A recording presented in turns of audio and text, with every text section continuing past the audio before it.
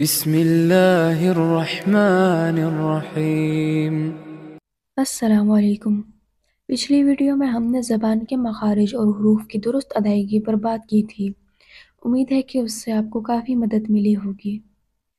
اگر آپ مخارج کی اچھی پریکٹس کریں گے تو انشاءاللہ آپ بہت خوبصورت آواز اور تجوید کے ساتھ اللہ کا کلام پڑھ سکیں گے۔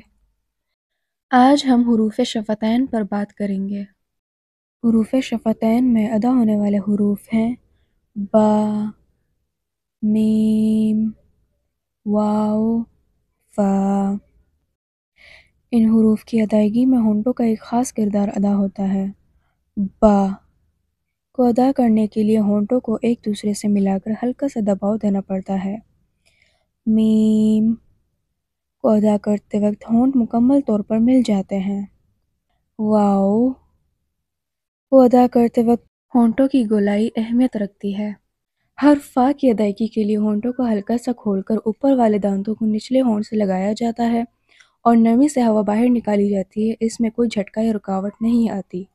عربی زبان میں حروف شفتین جیسے با، میم، فا اور واو کی غلط ادائیگی نہ صرف لفظ کے معنی میں تبدیلی کا سبب بن سکتی ہے بلکہ پورے جملے کی وضاحت بھی متاثر ہو سکتی ہے۔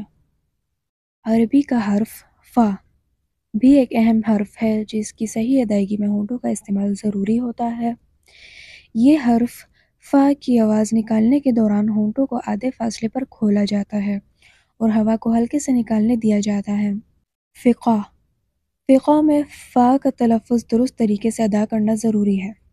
اگر فا کا تلفظ زیادہ سخت ہو یا ہونٹوں کو بہت زیادہ بند کر دیا جائے تو آواز غیر فطری ہو سکتی ہے اور لفظ کا مطلب بھی بدل سکتا ہے۔ اب ہم شفتین کے ان 4 حروف کے تلفظ میں پریکٹس کرتے ہیں۔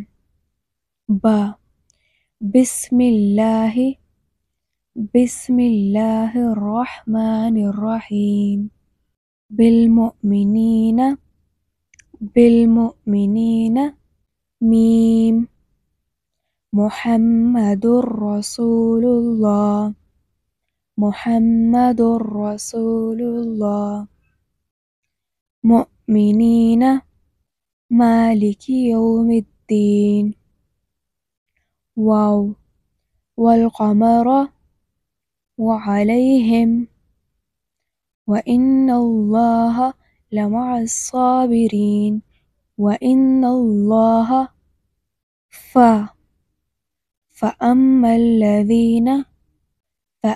الَّذِينَ كَفَرُوا۔ ان حروف کو درست طریقے سے ادا کرنا زبان کی صفائی اور درست تلفظ کے لیے انتہائی ضروری ہے۔ تو آپ سب سے درخواست ہے کہ ان حروف کی صحیح ادائیگی پر توجہ دیں اور اپنی زبان کی مہارت کو بہتر بنائیں۔